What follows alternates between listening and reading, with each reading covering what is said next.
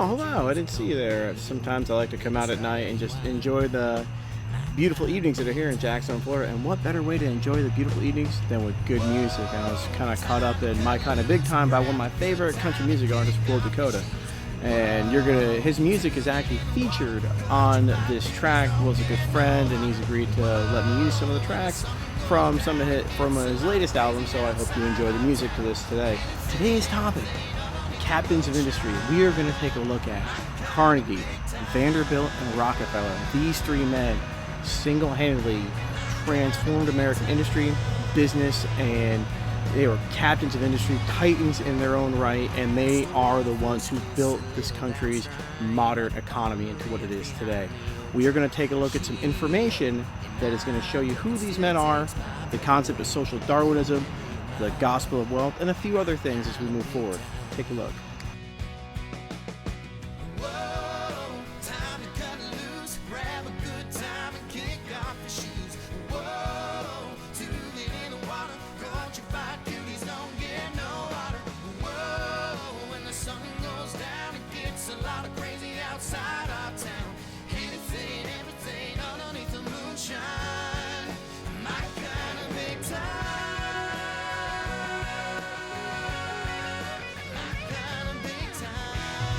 That was a lot of information we just looked at. I want to focus on three key terms that those infographics just talked about. One being social Darwinian theory, two being laissez-faire economics, and three being the social gospel of wealth. Let's talk about social Darwinism for a second.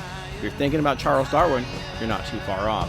Corporate leaders like Carnegie, Rockefeller, and Vanderbilt are going to use Charles Darwin's theory of evolution through natural selection, that companies through natural competition will be weeded out.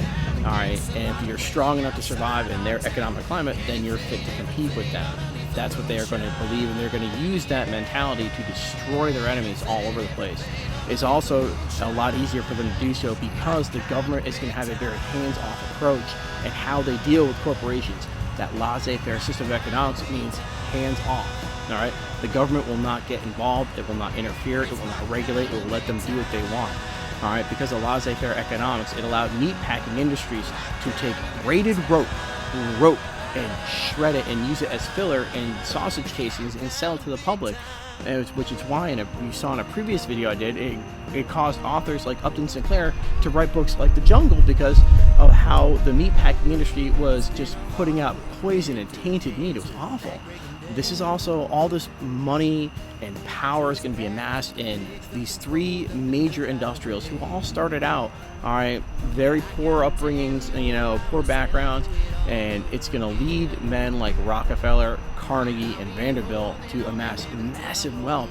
And from that wealth, a great amount of philanthropy is going to take place. You've probably heard of Carnegie Hall, Rockefeller Center, Vanderbilt University.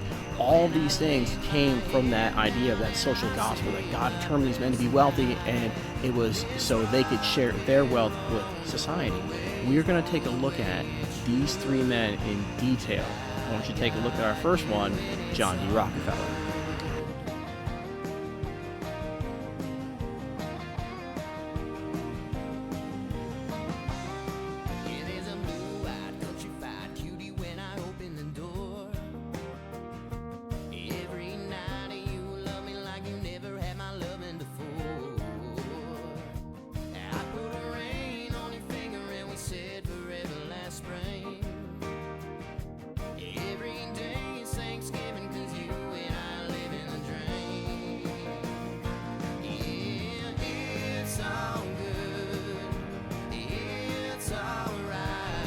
It's a lot of information on Rockefeller. Rockefeller's wealth, money, and power is still around today.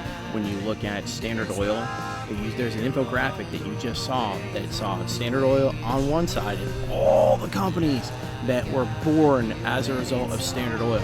Now, after a while, the public is going to get tired of these corporations kind of kicking them around, and the government is going to start passing laws like the Sherman Antitrust Act. The Sherman Antitrust Act was passed to destroy monopolies by promoting competition, that companies like Standard Oil could not monopolize the oil industry. They used a practice of horizontal integration to a massive amounts of wealth and power. And there's a graphic on horizontal integration that's going to be coming up that you're going to see. And you saw that Standard Oil octopus that has its tentacles and everything, that Rockefeller controlled a great many politicians, and he had his hands in everything. So he would not allow laws that were unfavorable to him to be passed in Congress. So that was a huge deal for him. Let's take a look at Cornelius Vanderbilt, the Commodore.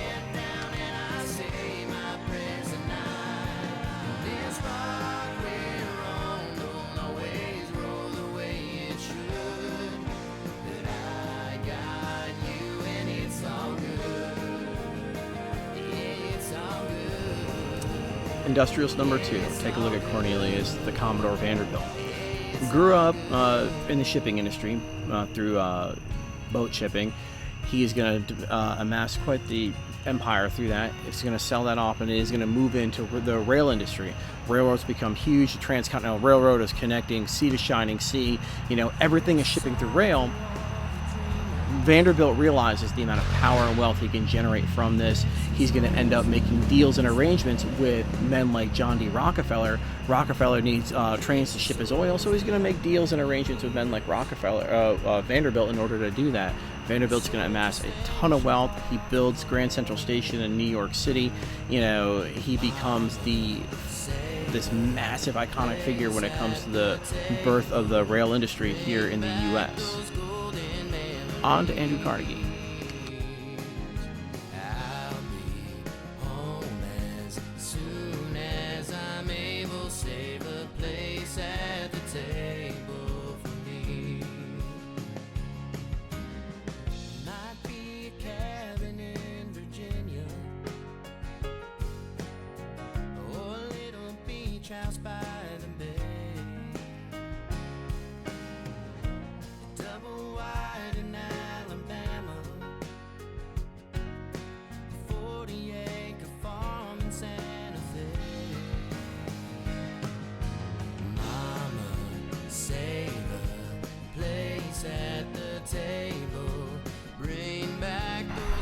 You could not invent guys like this on your best day.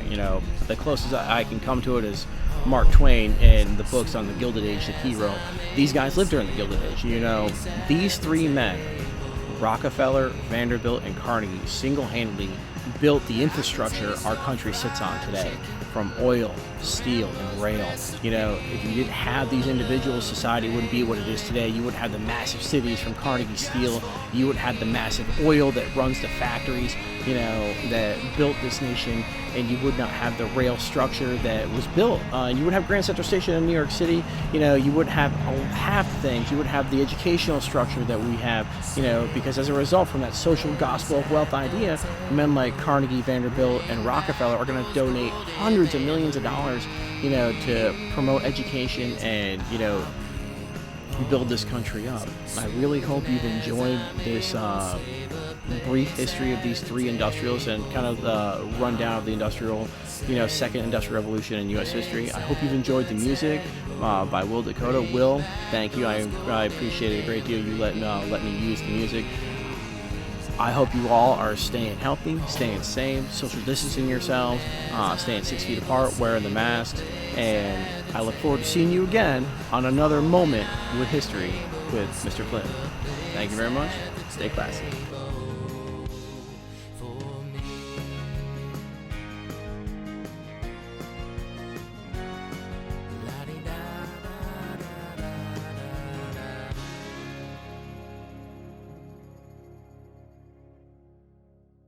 Have a nice day.